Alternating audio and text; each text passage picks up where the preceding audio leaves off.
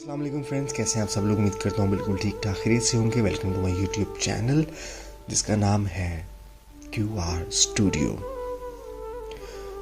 Friends, کہتے ہیں کہ جتنا تقسیم کیا جائے اس سے کئی گنا زیادہ لوٹ کر ہم تک پہنچتا ہے۔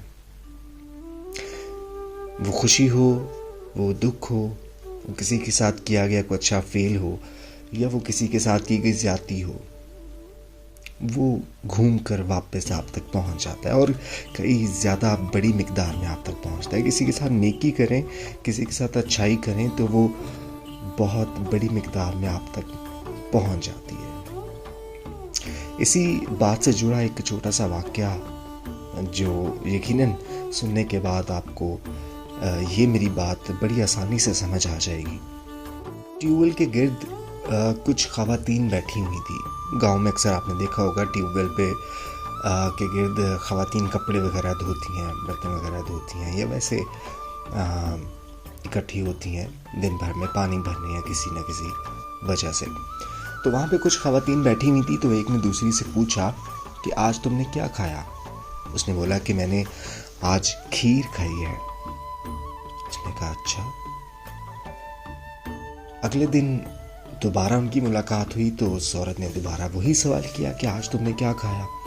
اس نے کہا آج پھر میں نے کھیر کھائی ہے۔ 1 مہینہ پہلے میں نے کھیر کی دیگ اتاری تھی اور تب سے اب تک روز کھیر ہی کھا رہی ہوں۔ دوسری عورت نے سوچا کہ یار یہ تو بڑا اچھا آئیڈیا ہے، اسے ویسے بھی کھیر بڑی پسند تھی۔ اس نے کہا میں گھر جاتے ہی آج کھیر کی دیگ چڑھاتی ہوں، مزے سے روز کھاؤں گی۔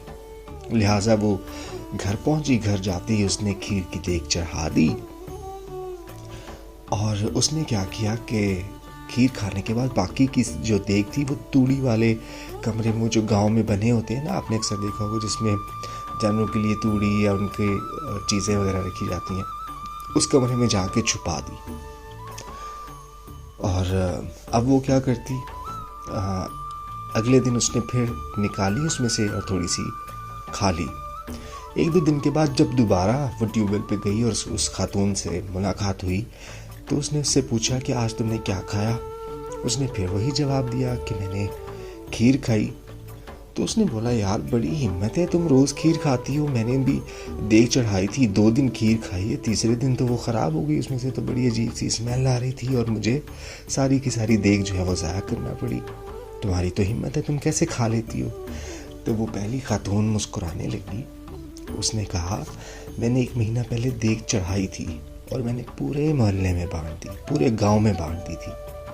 اب ہر روز کسی نہ کسی گھر میں کھیر بنتی ہے اور وہ میرے گھر دے جاتے ہیں۔ اس طرح پورا مہینہ میں ہر روز کھیر کھا رہی ہوں۔ یعنی آپ کو اس بات سے تھوڑا سا اندازہ ہوا ہوگا کہ ہم جو چیز لوگوں میں بانٹتے ہیں وہ اس سے کہیں زیادہ مقدار میں ہم تک پہنچتی ہے۔ اس خاتون نے کھیر کی دیگ بنا کے پورے علاقے میں بانٹ دی، تو جب بھی کوئی اس کی گلی میں، محلے میں، ہمسائے میں کھیر بنا رہا تھا وہ روز اس کے گھر بھیج رہے تھے اور وہ روز کھیر کھا رہی تھی۔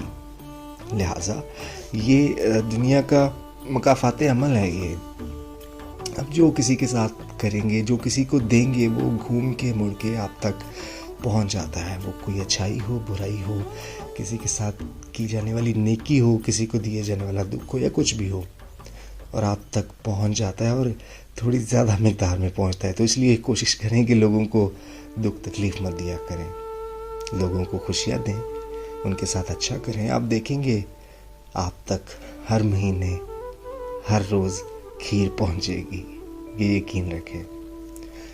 اپنا اور اپنے ارد گرد کے لوگوں کا خیال رکھیں، ہنستے مسکراتے رہیں، خوش رہیں۔ جزاک اللہ۔